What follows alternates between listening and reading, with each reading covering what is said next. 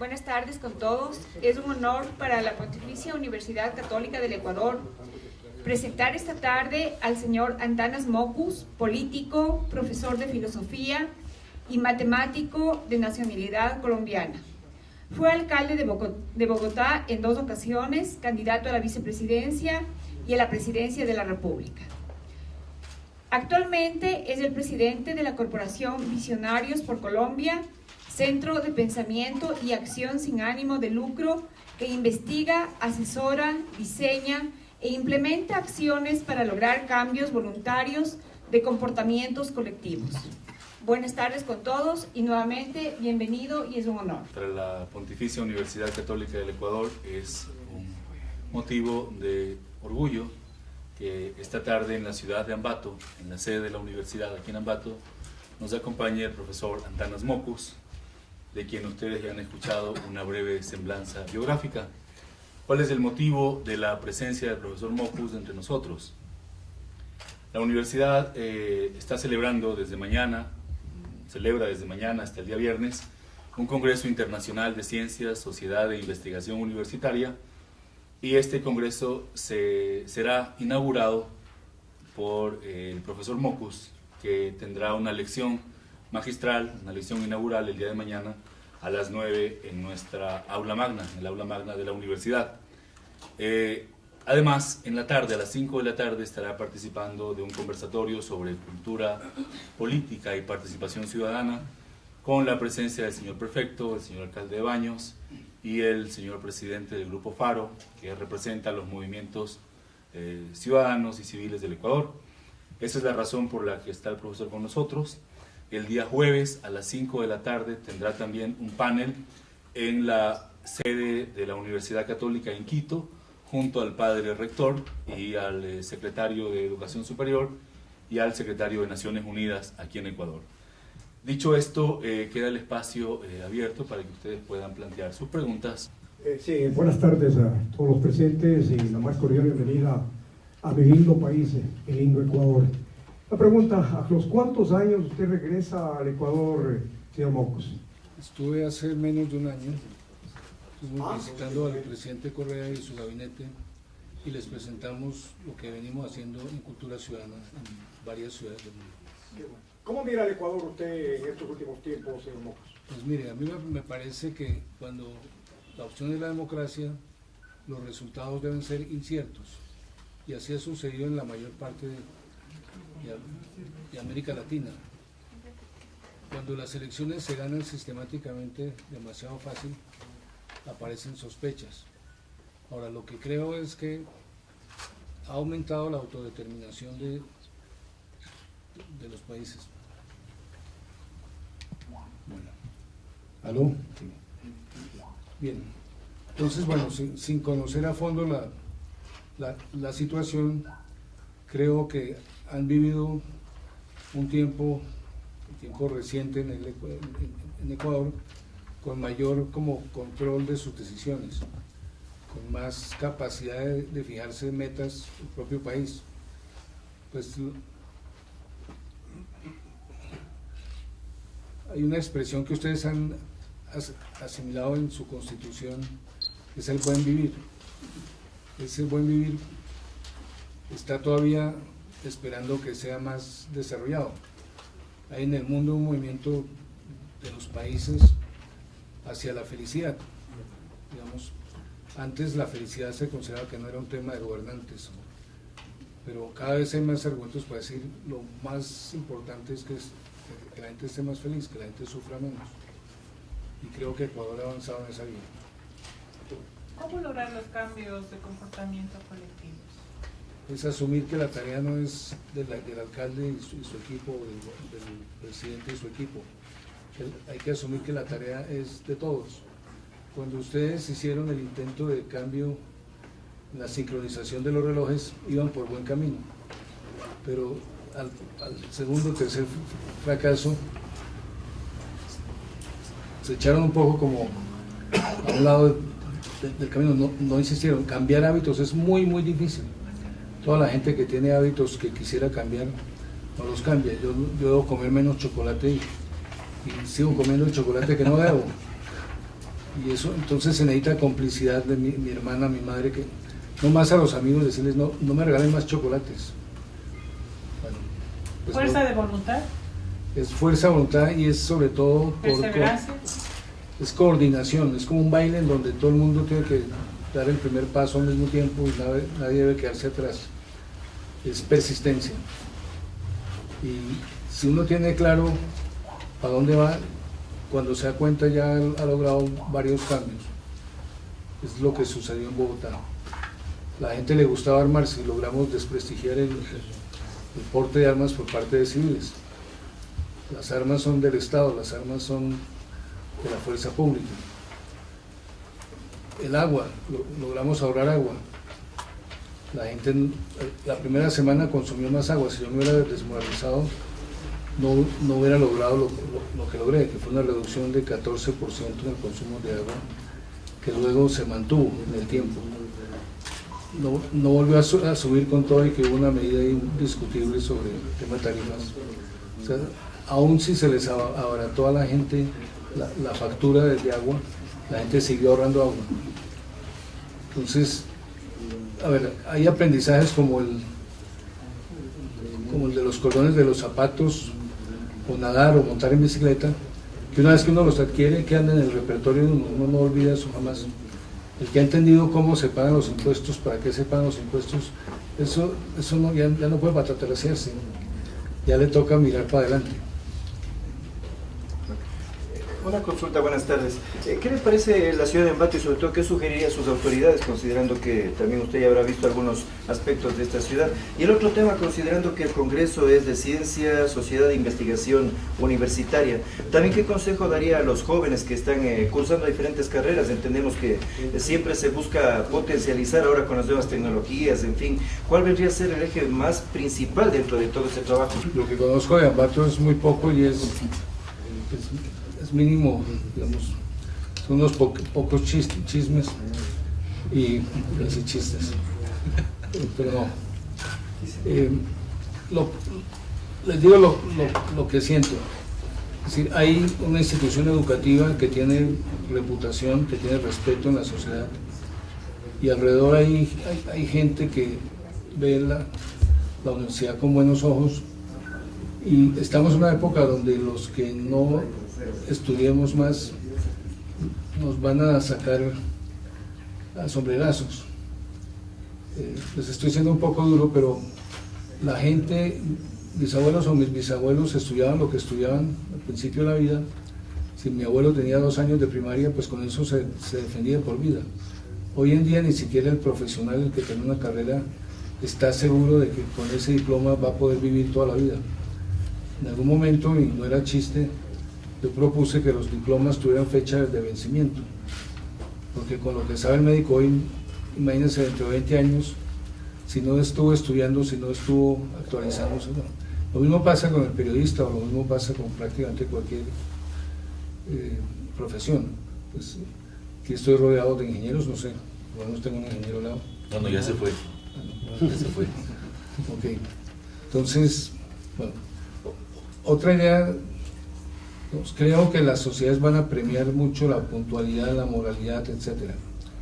Es decir, si ustedes quieren que Ambato surja, pues péguense de algún rasgo que ya tengan medio desarrollado y háganlo crecer. En Colombia una institución dijo, hay que formar gente honrada que siga siendo honrada aunque pierda la fe. Ese, por ejemplo, es 2 frasecitas y ya dice mucho. Nosotros tuvimos una honradez basada en religión. Los propios sacerdotes hoy en día constatan y estudian y se preocupan por ese tema. ¿Qué pasa cuando la gente quita los dioses de las paredes de sus casas? Hay un escritor lituano que dice, nunca descuelgues tus antiguos dioses sin tener listos los nuevos. Bueno, entonces, moral, o sea, tenemos que trabajar católicos, también otras denominaciones religiosas, con gente que es agnóstica o incluso atea. Nos toca trabajar juntos para lograr resolver problemas como los que está planteando la ingeniería genética. Es decir, eso de que deme los ojos de fulano y la nariz de sultano, eso no está tan lejos. Y cuando eso llegue, pues el mercado va a abrir unos boquetes de la Madonna.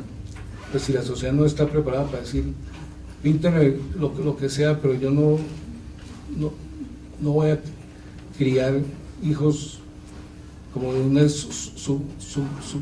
una subespecie. Perdón que tartamudeo, chino tartamudeaba de adulto.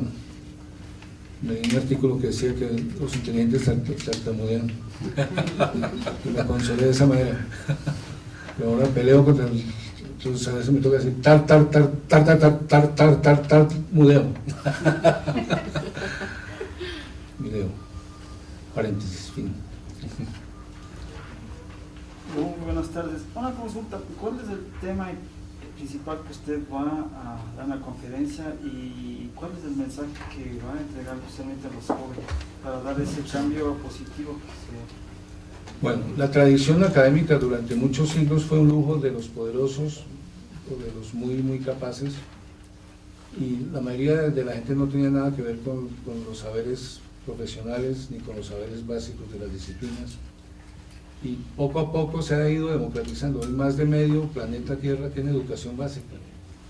Digamos, si yo me devuelvo a mis bisabuelos, hay tal vez 85-90% de la gente no sabía escribir. Entonces a los jóvenes les digo, aprovechen que son la primera generación mayoritariamente educada y hagan de algún modo lo que el país ya intentó hacer y en buena parte hizo, es concentren muchos esfuerzos en la educación, que la vida lo premia a uno. A mí, yo llevaba 25 años enseñando más o menos los mismos cursos de lógica, matemática y antropología, y fue muy lindo cuando pude hacer un seminario con un grupo chiquito y me llamaron a dar 2 o 3 conferencias en ingeniería, y luego de pronto, de un día para otro, vicerrector académico y luego rector, y cero palancas. Más bien yo siempre he sido un bicho raro para la clase política colombiana. Pues, los quiero y me quieren, pero soy un poco raro para el paisaje colombiano. Y en particular se resisten mucho, de hecho se aguantan unas antanas, pero 200 ya les daría susto.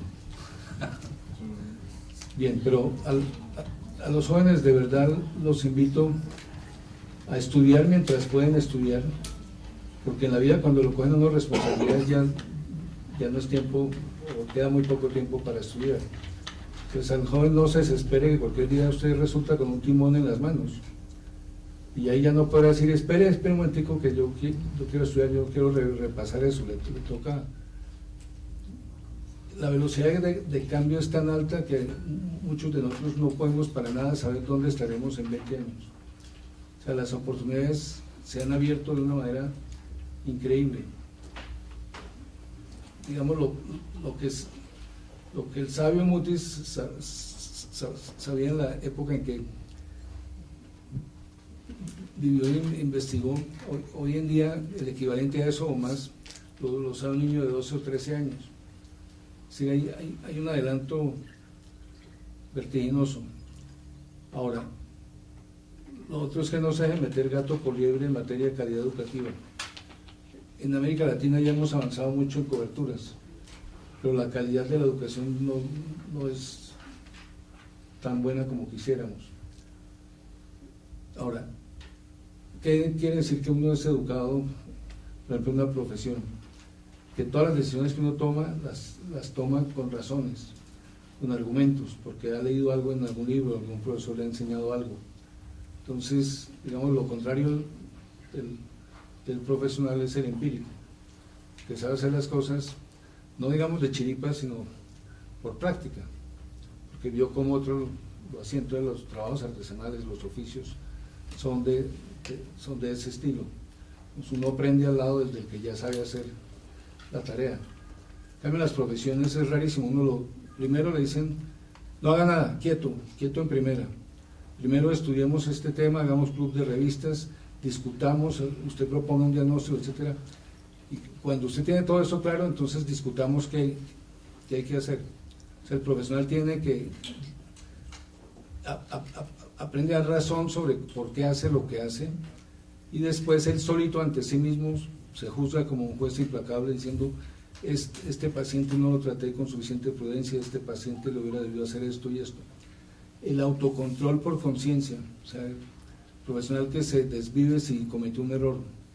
O sea, ¿se acuerdan del edificio ese que se cayó en Medellín? Pues si los que lo diseñaron, lo calcularon, son profesionales, deben estar muertos de la vergüenza. O sea, la sanción social es también importante, pero es chiquita al lado de la sanción de su propia conciencia. Entonces, el crecimiento de la educación está al servicio del crecimiento del poder sobre su propia vida. Es poder controlar la propia vida lo que se logra cuando hay un buen proceso educativo. ¿Algún compañero de otro medio de comunicación que quisiera realizar alguna pregunta en esta tarde? Voy a hacer una pregunta al padre González. Padre, buenas tardes. Yo tengo una inquietud, no de ahora, sino de mucho tiempo atrás. ¿Por qué las universidades invierten poco en investigación, que es lo más importante dentro de la educación? Ustedes, dentro del presupuesto, ¿cuál es el porcentaje que invierten en investigación? Y otra pregunta también, padre, a lo mejor preocupación. El día de hoy salió un dato de prensa, el diario La Hora, que se están entregando títulos universitarios, universidades públicas y privadas por medio de Internet. ¿Cuál sería su criterio sobre esa temática? Y yo lo veo como corrupción, ese anuncio en Internet, que se entregan títulos $800, $1,500, $2,000. Bueno, son algunas preguntas. La primera, yo creo que debemos partir de la realidad de la universidad latinoamericana y también dentro de la realidad de la universidad de nuestro país. El concepto de universidad de hace muchos años atrás, en la que yo también me eduqué, era únicamente el transmitir el conocimiento. Y el docente de esa categoría era el que tenía la capacidad de transmitir el conocimiento dentro de los diversos saberes en los cuales nosotros íbamos a aprender a las universidades. Pero muy poco se hacía sobre el ámbito de la investigación y peor de la vinculación con la comunidad. Tal vez diría yo que en esa época un poco la Facultad de Medicina tenía unas ciertas características de investigación, porque es propia de la carrera de medicina, y también, sí, la vinculación también, porque teníamos la práctica médica, que nos vinculaba con nuestra área rural en nuestras prácticas médicas. Pero luego hay un despertar dentro del mismo país de mejorar y desarrollar que las universidades empiecen a crecer, al igual que las otras universidades de los países europeos que nos daban mucha delantera, o de Norteamérica también, ¿no? Entonces empiezan a descubrir, yo diría descubrir, a redescubrir dentro de nuestro país que es importante la investigación como la centralidad dentro de la vivencia universitaria.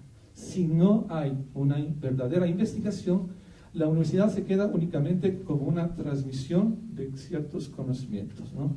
Pero esa generación del conocimiento, de la investigación, y luego trasladada a la vinculación de la comunidad, es lo que nos hace ya hablar de una globalidad, de una verdadera experiencia universitaria en nuestro país.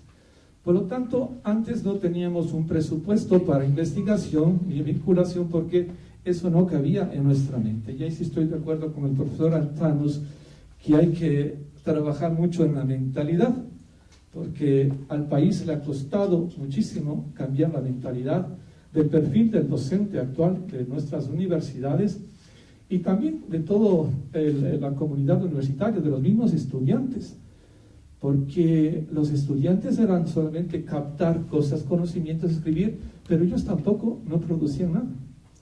Ahora se trata que tanto los docentes como los estudiantes generen también dentro de sus ámbitos investigación, sean coautores de la investigación. Entonces, al no haber esa mentalidad anteriormente, no había, digamos, la conciencia de que hay que tener un recurso para esto. Con el cambio que hemos tenido, si bien es cierto, fue un poco violento el cambio, diría yo, con la nueva estructura universitaria, La misma transformación llevó a que dentro de los presupuestos asignáramos un porcentaje para la investigación y para la vinculación. Entonces, tenemos ya una categoría de lo cual tenemos que asignar para la universidad dentro de estos ámbitos. Estamos yendo progresivamente porque yo creo que el cambio debe ser, bueno, si bien es cierto un poco a corto plazo, pero el cambio verdadero tiene que ser un largo plazo. La Universidad Ecuatoriana todavía tiene que pasar muchos años para llegar a completar el mismo concepto de las universidades europeas o de otros países desarrollados. Esa es la primera pregunta, no sé si le contesté. La segunda pregunta, ¿hay preocupación sobre sí, de los títulos de universidades, dice públicas y privadas?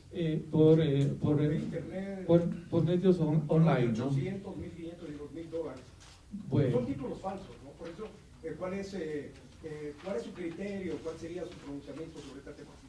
Bueno, yo pienso que hay universidades muy serias. Tenemos aquí en nuestro país la UTPL, que tiene una educación a distancia por vía online que merece su respeto, ¿no? Tiene todos sus procesos, tiene sus tutorías, tiene el tiempo necesario de estudios y a la final pues llegan a tener una titulación respectiva acreditada. Lo que sí me preocuparía es que esas universidades fantasmas que también en décadas anteriores aparecieron, no solo en nuestro país, sino en muchos países latinoamericanos muy mercantilistas, se dedicaban a facilitar estos títulos con muy pocos condiciones, digamos, y luego pues daban un certificado y la gente pues vivía contenta, engañada de que tenía un título y que de pronto solo servía para su futuro, para encontrar un trabajo. Eso es muy preocupante de lo que usted me está mencionando. Yo espero que eso pueda haber una investigación y que realmente eso no debiera seguir realizándose actualmente como estamos hoy en la visión de nuestro país en el desarrollo de las universidades. Gracias. Muchísimas gracias. Tenemos una pregunta adicional, por favor.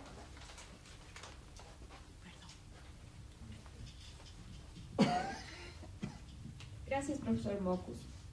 Colombia ha pagado un alto precio por la guerra. ¿Cuál es el precio a pagar por la paz en el país colombiano actualmente?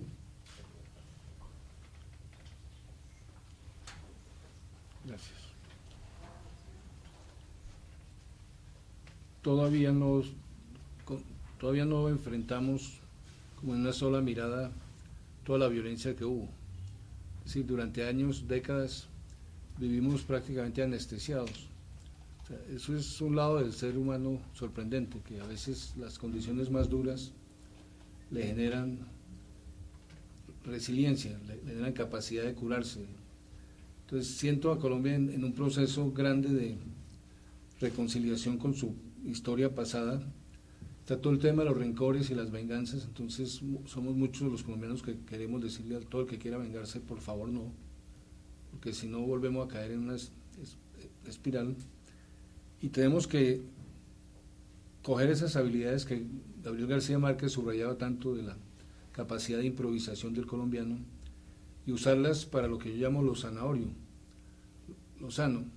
Es terrible que el mercado de las drogas existe, es una realidad, y es terrible que económicamente, digamos, la mayor parte de la plata se quede en los países desarrollados, ricos, y en cambio nosotros pongamos la sangre. O sea, hay un desprecio a la vida de los latinoamericanos a la hora en que aceptamos un mercado de drogas que es inaceptable tal como está.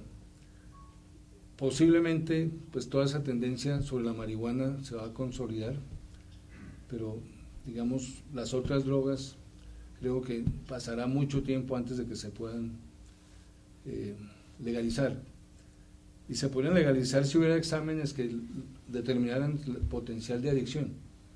Entonces, mucha gente prueba y no se vuelve adicta, pero mucha también prueba y se vuelve adicta.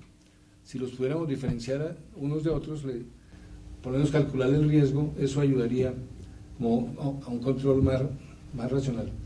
Yo me considero emocionalmente relativamente estable, me considero psicológicamente resiliente, capaz de enfrentar situaciones, pero yo no repetiría una experiencia que tuve con drogas porque es demasiado sabrosa. Entonces, o sea, es mejor prevenir en la fuente, es mejor atajar al comienzo. Mi comparación cuando hablo con jóvenes es con la ruleta rusa. En la ruleta rusa uno tiene una de 6 posibilidades de pegarse un tiro. Pero uno no puede decir yo le apunto a las 5, sino uno tiene que reconocer que es un nivel inaceptable de riesgo, significa desprecio por la vida.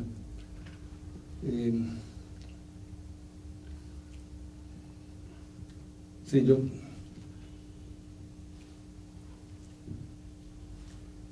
no quiero confesarme aquí sobre consumos, pero digamos, en Internet, en una parte grandísima del movimiento de Internet es pornografía. La pornografía, pues uno puede escandalizarse, pero sobre todo es miseria de contenido. Es decir, si usted lee a Henry Miller, usted tiene grandes literatos que describen escenas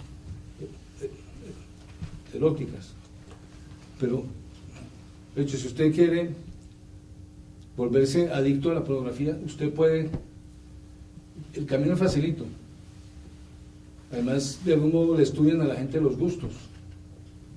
Entonces funcionan como pescadores que sueltan un pescadito atractivo a ver si los clientes entran a consumir.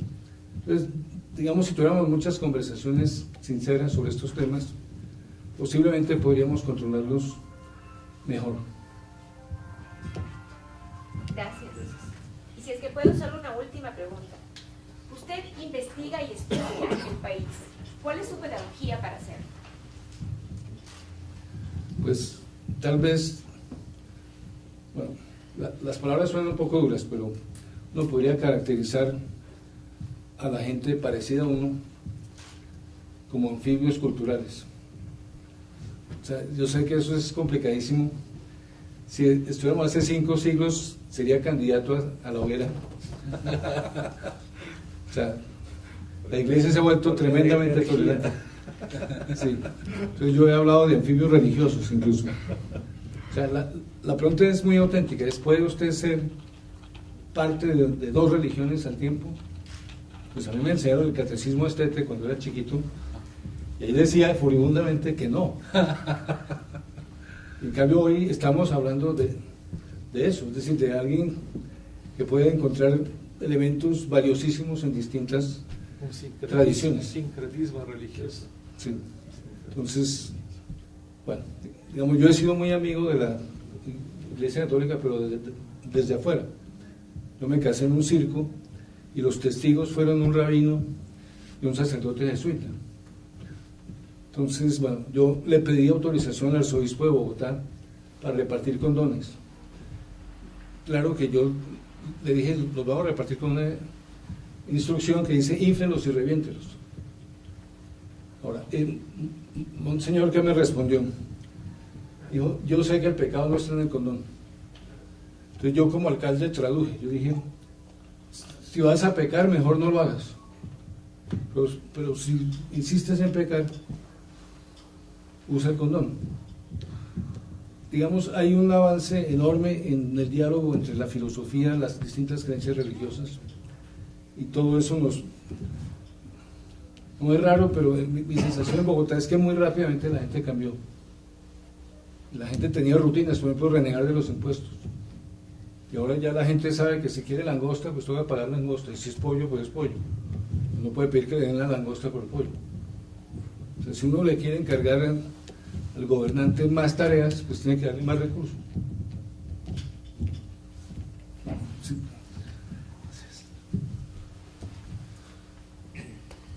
Muchísimas gracias. ¿Alguna pregunta adicional de los compañeros que nos acompañan? Queremos dar por concluida esta rueda de prensa, agradecerle a todos que nos acompañaron en la mesa principal, Diego Jiménez, Antanas Mockus, el padre César González, prorector, padre que nos acompaña como director académico. Muchísimas gracias a los medios de comunicación que se dieron cita esta tarde.